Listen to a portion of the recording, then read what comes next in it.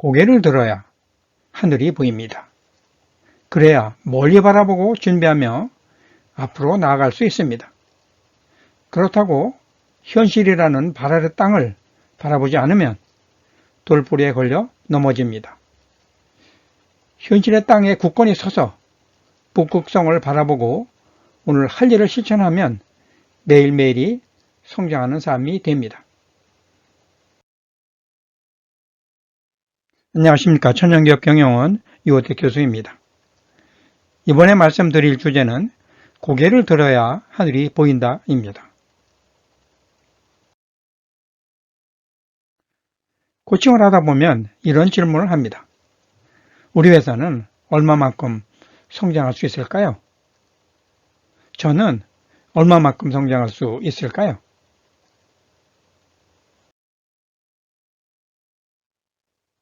대답은 이렇습니다.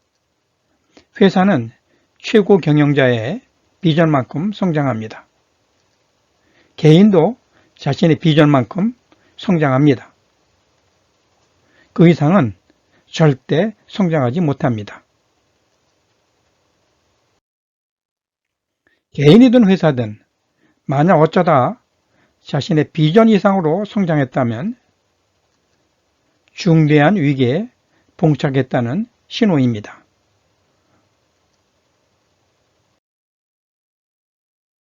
회사에서는 머지않아 핵심 인재가 빠져나가게 될 것이고 회사는 쪼그라들 것입니다. 개인은 자만심과 교만으로 가득 차게 되어 나태한 삶을 살게 되기 때문에 더 이상 성장하지 못합니다.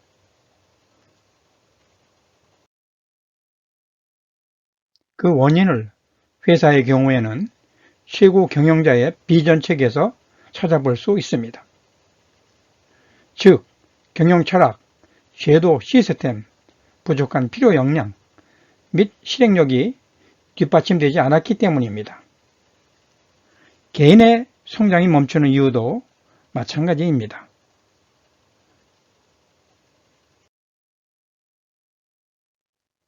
우선 회사를 중심으로 이야기하겠습니다. 회사나 개인이나 마찬가지입니다. 왜냐하면 천연기업 리더십은 CEO처럼 팀장도 자신이 하는 업무로 사업을 한다고 선언하고 천연기업을 만들려면 무엇을 어떻게 해야 할지를 결정하는 리더십이기 때문입니다.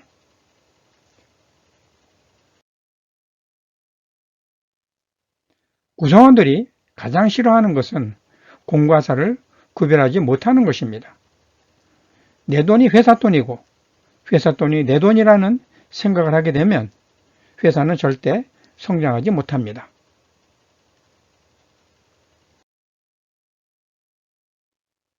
이런 일이 발생하는 가장 큰 이유는 구성원과 이웃을 생각하는 경영 철학과 시스템이 없거나 있더라도 작동하지 않기 때문입니다.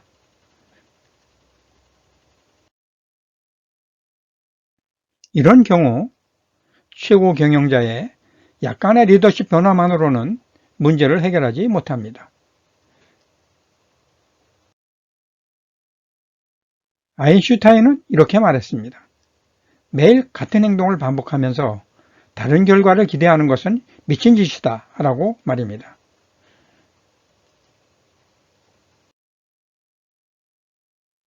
최고 경영자의 그릇 크기는 최고 경영자의 경영 이념 또는 사명, 핵심 가치와 같은 경영 철학과 비전으로 결정됩니다.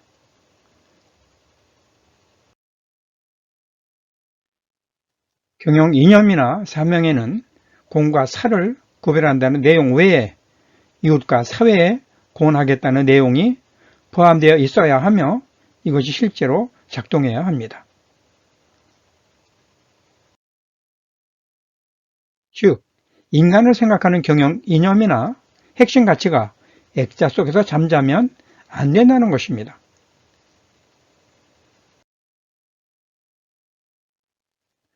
최고 경영자의 진정성은 조직 문화에 절대적 영향을 줍니다. 기업 성장과 영속성 유지에도 절대적 중요 요소입니다. 시구 경영자에게 진정성이 없다는 것은 외부로 유출되면 안 되는 치명적 약점을 가지고 있다는 말입니다.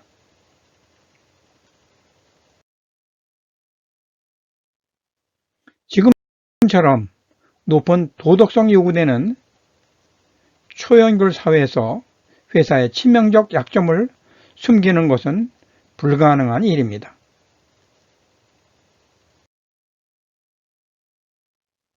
이 점은 기업뿐만 아니라 국가도 마찬가지입니다. 대통령의 진정성은 경제 성장에서 무엇보다 중요한 요소입니다. 진정성이란 내면의 선한 마음과 표현되는 행동이나 태도가 일치하는 것을 말합니다. 사업 초기부터 원대한 꿈을 가지고 사업을 시작하는 것도 좋습니다.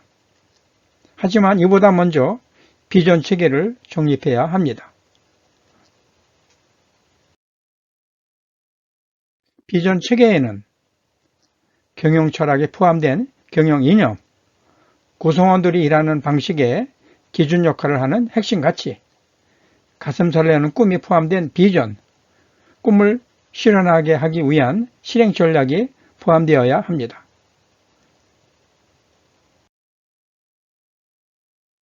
비전 체계도를 그림으로 표현하면 다음과 같습니다. 먼저 밑바탕에 미션, 경영이념, 경영 철학이 있습니다.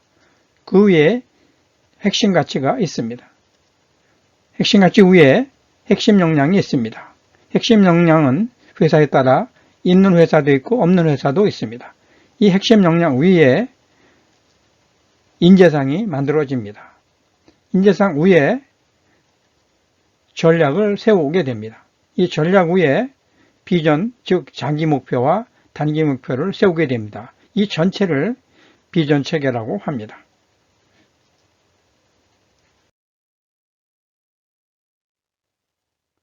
꿈은 클수록 좋습니다. 단 이런 경우 목표를 잘게 나눠서 매년, 매일 달성할 구체적 목표를 설정해야 합니다.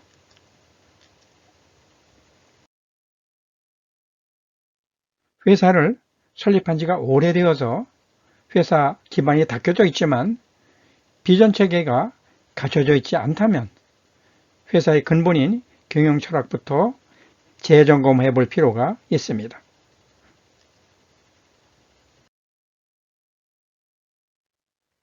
경영 체계에는 인간 심리를 바탕으로 한 경영 이념이 밑바탕에 깔려 있어야 하며 사장은 몸소 이를 실천해야 합니다.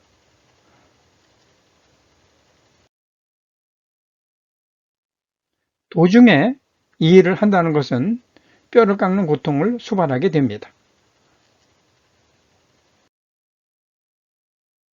혁신을 하려면 뼈를 깎는 고통을 감내할 준비를 하고 시도해야 합니다.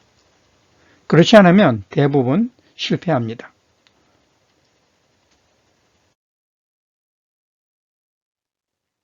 혁신은 몸을 바꾸는 과정이기 때문입니다.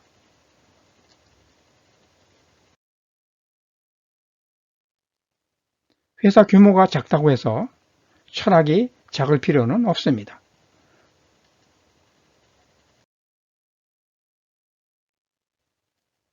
단지 관리 시스템은 다르게 해야 합니다. 1인 회사는 자신이 모든 걸 다 해야 하지만 10명, 100명, 10,000명의 회사는 크기에 맞게 권한을 위임해야 합니다. 조직 문화는 처음부터 천연기업이 된 것처럼 아주 크게 만들어 운영하는 것이 좋습니다. 1인 기업도 마찬가지고 천연기업 리더십으로 CEO처럼 자신의 일을 하고 있는 팀장도 마찬가지입니다. 새로운 사람이 들어왔을 때 그들로 인해 기업 문화가 절대 흔들리게 해서는 안 됩니다.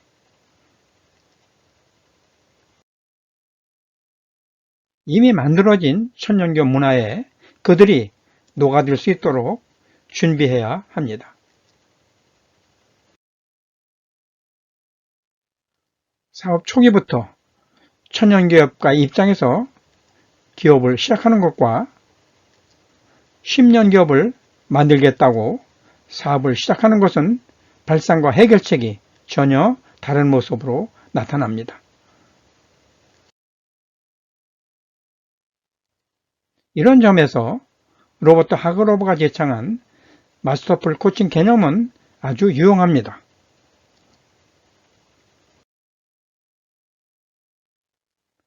마스터풀 코칭 개념은 자신의 부족한 리더십 역량을 보완해서 성과를 내는 것이 아니라 처음부터 굉장히 높은 목표, 즉 불가능한 미래, 꿈을 만들어 놓고 역으로 어떤 리더십을 발휘할지를 생각해 보고 행동하라는 것입니다.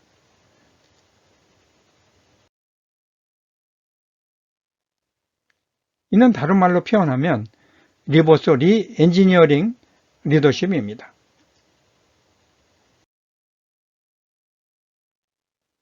천연기업이란 불가능한 미래의 목적지의 상징적 표현이자 지향점입니다. 천연기업 리더십은 불가능한 미래에 더하여 천년 동안 지속 성장 가능한 경영이란 개념을 합친 의미입니다.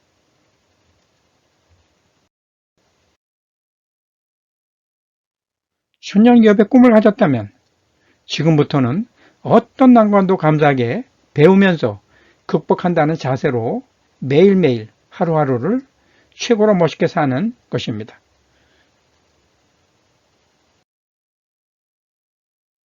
천연기업 리더십은 과정을 먼저 즐기는 것입니다. 높은 목표를 세우고 이를 실천하기 위해 매일매일 루틴하게 할 일을 정한 후 오늘도 성장하는 하루를 사는 것을 말합니다. 너무 큰 꿈을 매일 쳐다보면 지치게 됩니다. 하지만 그렇더라도 천연기업이란 방향성 또는 목적지를 잃으면 안 됩니다.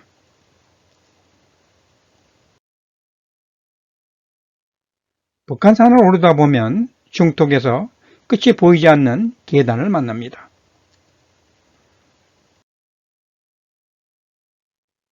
그 끝을 바라보고 올라가다 보면 포기하고 싶은 마음이 듭니다. 실제로 포기하기도 합니다. 하지만 한 발짝을 갈 수 있는지에 집중하다 보면 어느새 정상에 다다른 자신을 보게 됩니다.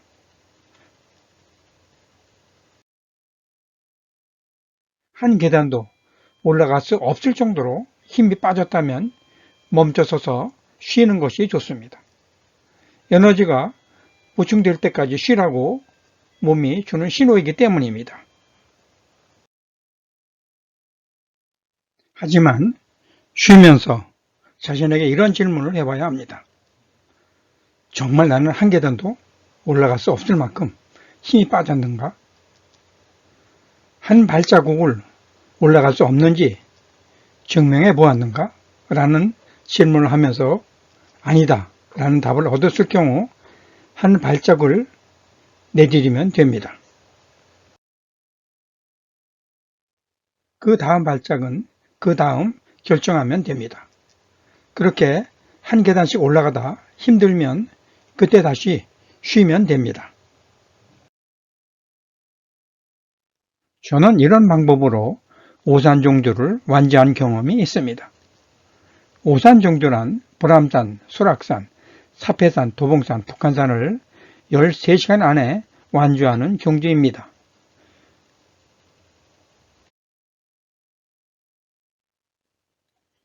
이처럼 하루하루 힘 닿는 데까지 가면서 그 과정 자체를 즐기다 보면 천연기업의 초석을 다지는 문화가 만들어지게 될 것입니다.